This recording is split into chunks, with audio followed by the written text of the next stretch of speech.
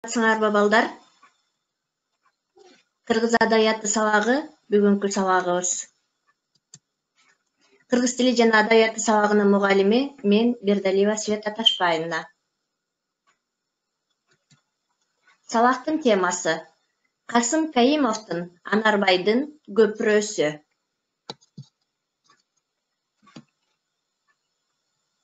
Сабактын максаты окуучулар Касым Каимовдун Анарбайдын көпүрөсү аңгемеси туурасында маалымат алышат. Ата мурастан келе жаткан өрнөктүү салттар туурасында жазылыш тарыхын билишет.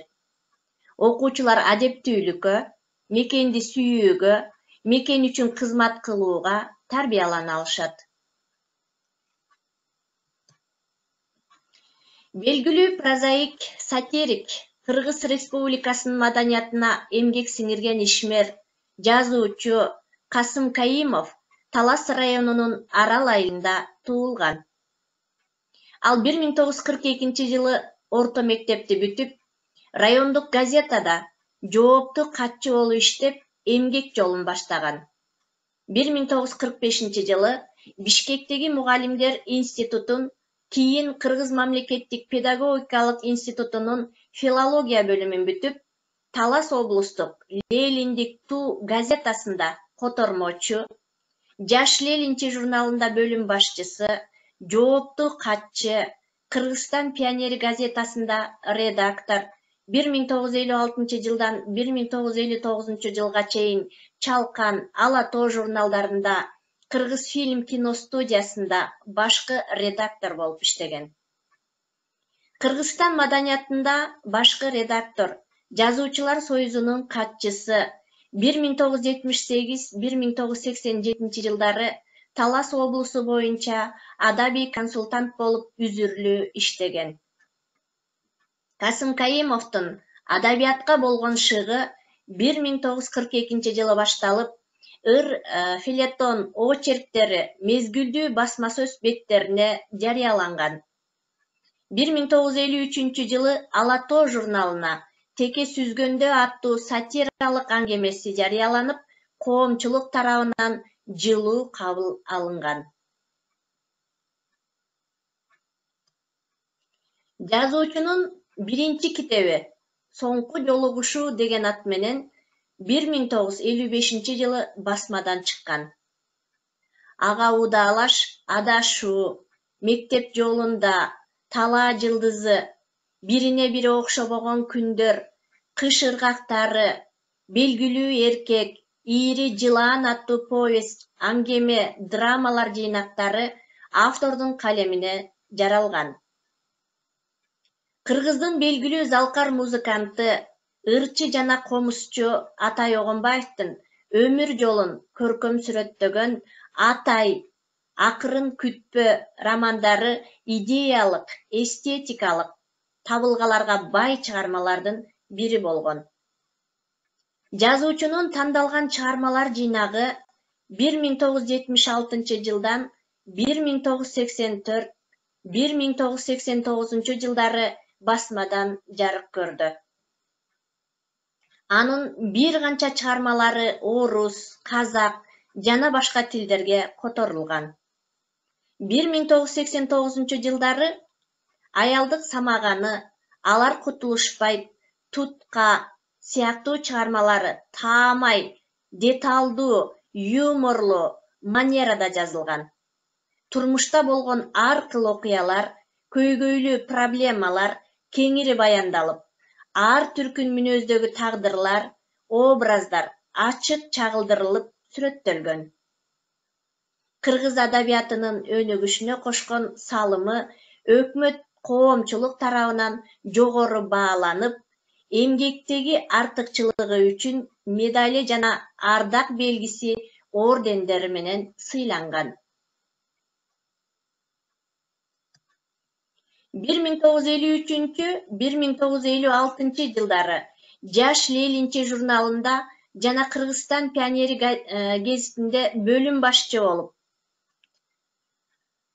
жоопту катчы, редактор 1956-1972 жылдары Чалкан журналынын редактору, Ала Тоо журналынын редактору, Кыргызфильм киностудиясында башкы редактор, Кыргызстан маданиятынын жумалыгынын башкы редактору, 1972 жылдын март айынан Кыргызстан Жазуучулар союзунун башкармасынын катчысы болуп, 1979 жылдан 1987 жылдары Талас облустук Жазуучулар бирикмесинин адабий консультанты болгон.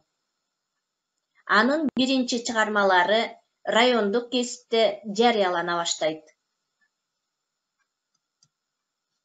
1953 жылы Ала Тоо журналында жаш автордун Теке сүзгөндө деген сатиралык аңгемесинин жарыяланышы адабий коомчулук тарабынан жылуу кабыл алынган. 1955 жылы автордун сатиралык аңгемелери Соңку жолугушуу деген ат менен өзүнчө китеп болуп чыккан. Жазуучунун Атай романы Москвада Советский писатель басмасы тарабынан 1968 жылы орус тилине, ал эми 1973 жылы Алма Атада казак тилине которулуп басылган. Касым Каимов 1955 жылдан СССР Жазуучулар союзунун мүчөсү, 1976 жылы Кыргыз СССРинин маданиятына эмгек сиңирген ишмер деген наам алган. Кыргыз адабиятынын өнүгүшүндөгү эмгеги үчүн, эмгектеги артыкчылыгы үчүн медали менен сыйланган. 1969-1978 жылдары Фрунзе шаардык советине эл депутат болуп шайланган. 1989 жылы дүйнөдөн кайткан. Касым Каимов кыргыз адабиятынын жаркын сатирик устаттарынын бири болгон. Анын чыгармачыл жолундагы олуттуу иштеринин бири болуп, 1961 жылы Атай романы болгон. Ал эми Анарбайдын көпүрөсү аңгемеси Касым Каимовдун чыгармачылыгындагы өзгөчө орунда турат. Салттуу баяндоо стилинде жазылганы менен философиялык жактан терең, мезгил менен адамдардын өзгөрүшү жөнүндөгү чыгарма. Адамдардын ортосундагы байланыш көпүрө аркылуу гана ачылат. Символдук маанидеги көпүрөнүн ар кандай көп ойлор жаткандыгы чыгармада подтексттер көп. Касым Каимов 1989 жылы дүйнөдөн кайткан.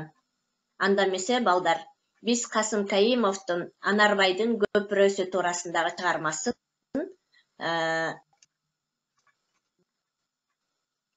толук угуу менен маани берип көрүп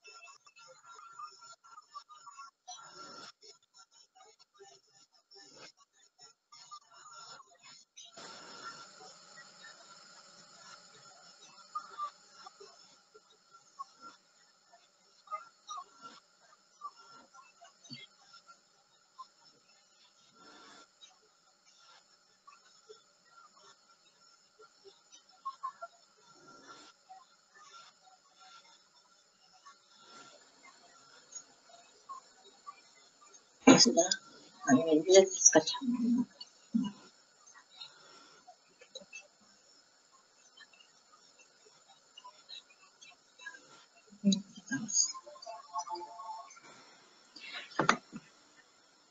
Мына балдар, Касым Каимовдун Анарбайдын көпүрөсү туурасында биз кыскача маалыматты ала алдык.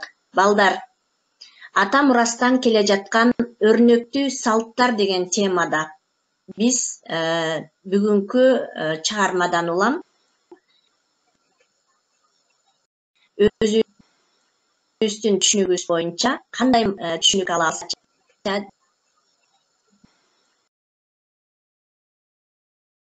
дил баян жазабыз. Касым Каимовдун жолу туурасында конспектлейбиз. Сабакка көңүл бурганыңарга кийинки сабакка чейин көрүшкөнү